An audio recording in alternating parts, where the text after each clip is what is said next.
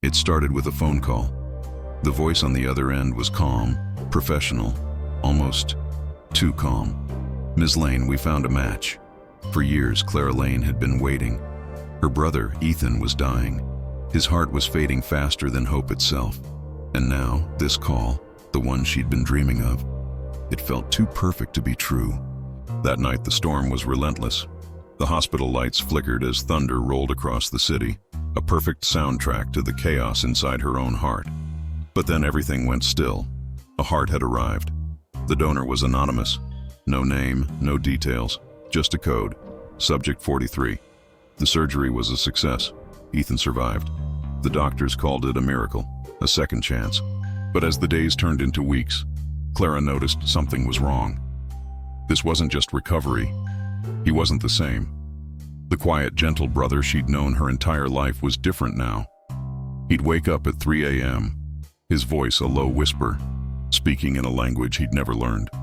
Sometimes, he spoke names she'd never heard, and sometimes, he drew places he had never been. He'd fill page after page with sketches of buildings, forests, and faces that were completely alien to him. One morning, she found his notebook open on the nightstand.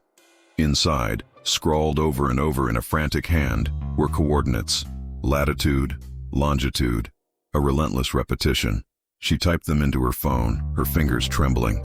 They pointed to a town 300 miles away, a town called Hollow Creek, a town missing from every recent map she could find. What do you do when the person you love most becomes a stranger? Do you ignore it? Or do you follow the clues, even if they lead you into the dark? Curiosity pulled her in. Or maybe it was something else, something darker, a thread of fear she couldn't break. Clara packed a small bag, got in her car, and drove. She chased those coordinates for hours, the road disappearing into a thick early morning fog.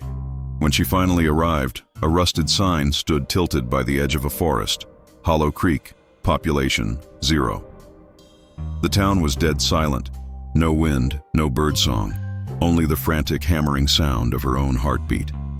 She walked through the abandoned streets, past skeletal houses and storefronts with shattered windows. One building looked like an old medical clinic, its doors hanging open. Inside, a flickering light drew her down a long, dark hallway. On the floor, half buried in dust and debris, was an old hospital ID card. The name read Dr. Alden Frost, and the logo behind his picture. It was the same symbol Ethan had been sketching in his sleep. Beneath the ruins of the clinic, Clara discovered a hidden staircase. It led down into a cavernous archive room.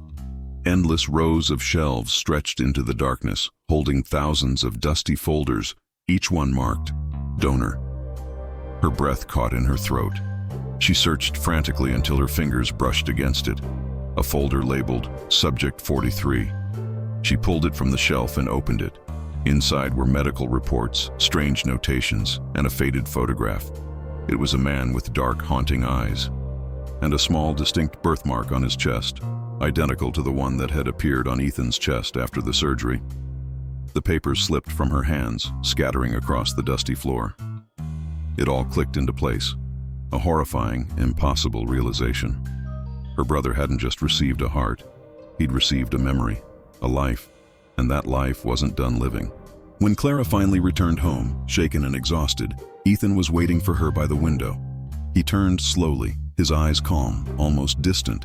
His expression held a strange familiarity she now recognized from the photograph. "I know where he's buried," he said, his voice quiet. "Who?" Clara whispered, though she already knew the answer. "The man whose heart beats inside me." Together they drove back to Hollow Creek, the silence in the car heavier than any storm. As they walked deeper into the woods, Ethan's voice grew heavier, the accent unfamiliar, the words not his own. Then, he stopped beside a patch of disturbed earth, an unmarked grave. "This is where he rests," Ethan said softly. But the grave, it looked freshly dug, as if someone had just left. The next morning, Ethan was gone. All that remained on his perfectly made bed was the folder from Hollow Creek and a single note, written in a handwriting that was not his. "Don't look for me. He wants his life back. Clara ran to the police, her hands shaking as she held out the file. But when they opened it, every page was blank. The photo, the reports, the name Dr. Alden Frost, all of it had vanished. No trace, no record of Subject 43.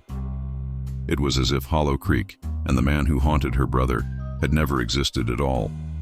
Weeks turned into a blur of grief and confusion. Then, one night as Clara sat alone in her apartment, the television flickered to static.